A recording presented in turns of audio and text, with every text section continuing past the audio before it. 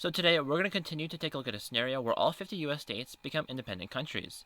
In the last video we saw a huge war break out between all the remaining states, in which every country gained or lost a lot of land. We also saw the formation of all these alliances. And before we get into the scenario, make sure to leave a like on it and subscribe to the channel if you are new. All support is greatly appreciated, as lets me know what kind of videos you guys like and what kind of videos I should be making. Enough said, let's get right into the scenario. So in the last video, we saw Florida taking some land out of Mexico, down here. And this is good for them because they want to expand their empire. They're going to start this by declaring war on Belize. This goes by pretty quickly, and the country is fully annexed. Next, they declare war on Guatemala. This one will take a little bit longer, but eventually the country does capitulate. And of course, they're fully annexed.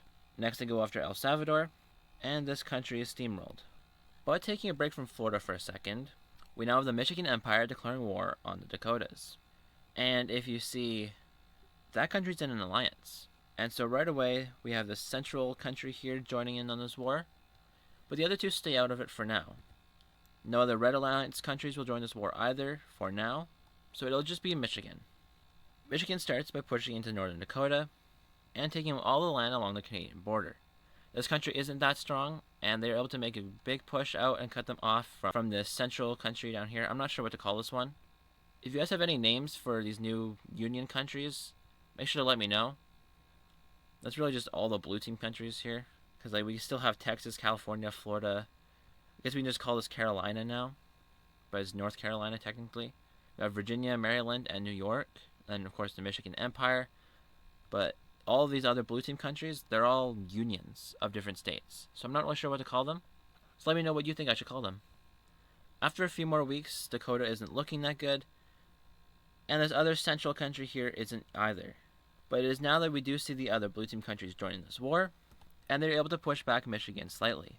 This doesn't last long, however, as Michigan has redirected their troops, and they now invade the Cascadian country, and this other central country here. Eventually Dakota surrenders, and they're able to push into the two central countries and cut them off from each other. We pretty soon see Virginia and Carolina join this war, as they look to get a little bit of land out of this. And with that, they're able to sweep through this blue team country, and they eventually surrender. These other two countries see this, and this isn't a war that they want to fight, because why would you want to fight a war? And all these countries are going to sit down and do up a peace deal.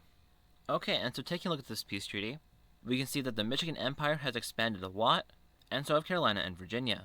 Taking a look at the alliances, well, Dakota doesn't exist anymore, but the other country here will be forced into joining the Red Alliance. And now with that war over, some other countries are going to take advantage of this, those being California and Texas. They declare war on the last two remaining blue team countries, as they know that they are now weakened, and all their troops are stationed along this border, because that's where they were just fighting, and they're on the opposite border, so they're able to push in without really any resistance, and take as much land as they want. And so that's exactly what they're going to be doing. Texas pushes in to this other into the central country here, and they take out a lot of land meeting the border with the Michigan Empire, and California captures all of the border with Cascadia. None of these countries are very strong to begin with, especially not after fighting another war. After a few more days of fighting, yes, I said days, it was probably about a week, both these countries surrender. And now we're going to take a look at another peace treaty. And now looking at this peace treaty, yeah, the countries don't exist anymore. Texas and California annex all of the countries, and California even gave a little bit of land to Michigan just to show that they're friendly with them, and that they don't want any trouble. The Blue Alliance doesn't exist anymore, and now there are only two major alliances. Now, back to the expansion of Florida, we have them declaring war on Honduras, Nicaragua, and Costa Rica. Florida is very strong when compared to these countries, and so they're able to sweep through them, annexing each of them and adding them to their empire. Next, they declare war on Panama, but not before another country will join, and that's going to be Colombia. But with that, we actually have Venezuela joining, and then Guyana. Well, Floridan troops move into Panama, taking everything north of the Panama Canal, and Colombia takes everything south. I know Venezuela declared war on Colombia, but Colombia pushes into Venezuela, taking out a lot of land, whereas Venezuela starts to push into Guyana. This is another very quick war, and now they're going to do up a peace treaty.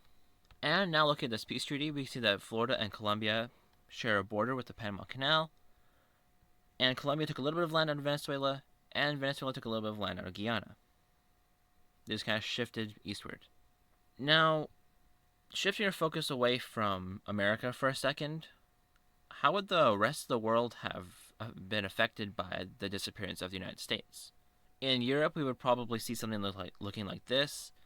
NATO would probably try to expand its membership, and they would probably lose a war to Russia at some point, where Russia would take over a lot of Eastern Europe and even puppet a lot of these other countries, creating kind of the Warsaw Pact again.